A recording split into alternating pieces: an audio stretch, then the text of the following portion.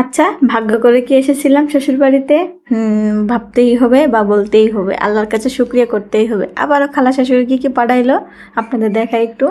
এই যে প্রথমে দিছিল লাউ, পেঁপে, কাঁচামরিচ, পেঁয়াজ, আদা মানে যতটুকু পারছে। আর সিজন কিন্তু যেহেতু শেষ হয়ে গেছে, আম যেহেতু আনছিল, সেজন্য সবার আগে কিন্তু আমটা দিছিল। এটা আমি কিন্তু পরে দেখালাম। তো আর কি করা, এই যে আম দিছিল, ওটা কিন্তু শাক ছিল, এর মধ্যে পটল ছিল, করলা ছিল, মানে বিভিন্ন ধরনের সবজি, মানে বাসায় যেগুলো আনে সেগুলো থেকে উনি 1-2 পিস রেখে আমাদের দিয়ে দেয়। আবার বললেন না প্রতিদিন দেয় নাকি, না প্রতিদিন না, যখন আমরা ওনার বাসার কাছাকাছি যাই বা কোনো একটা কাজে যাই বা তার ছেলে গেছে, তাহলে উনি এই কাজটা করে যে যাও তোমরা নিয়ে যাই খাও, আর তোমার খালু আব্বা পরে আনবে, সমস্যা নেই, এরকম একটা অবস্থা। সেই জন্যই উনি একটু দিয়ে পাঠাইছিল। তার মধ্যে বিশেষ একটা ছিল জিনিস, এটা হলো মাছ। এটা না বললেই নয়। আপনারা বললাম কি, মুড়ি থেকে শুরু করে মুড়ি চিরা, মানে বাদাম থেকে শুরু করে যদি ওই দিন রান্না যে করবে, সে রান্নাটা সহ পাঠায় দেয়।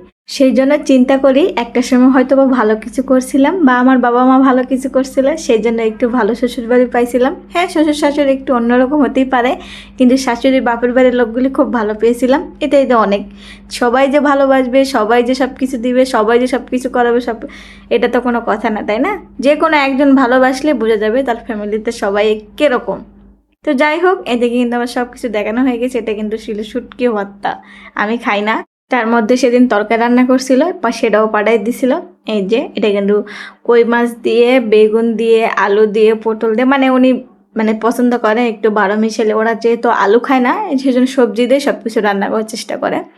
এই যে বললাম না একটা চমক আছে, সেটা হলো মাছ। এটা হলো মাগুর মাছ। অনেকে ঘৃণা করেন, আমি নিজেই ঘৃণা করি। আমি আমার হাজব্যান্ডকে রান্না করে দেই ঠিকই, কিন্তু আমি খাই না। আমার ঘিন করে কেন জানি না, আমি জানি না নিজেও, কিন্তু আমার ঘৃণা করে। যেহেতু এটা টাটকা, বিলের নাকি খালু আব্বা কিনে আনছিল, ওটাই পাঠিয়ে দিছে। তো কেমন হলো অবশ্যই জানাবেন।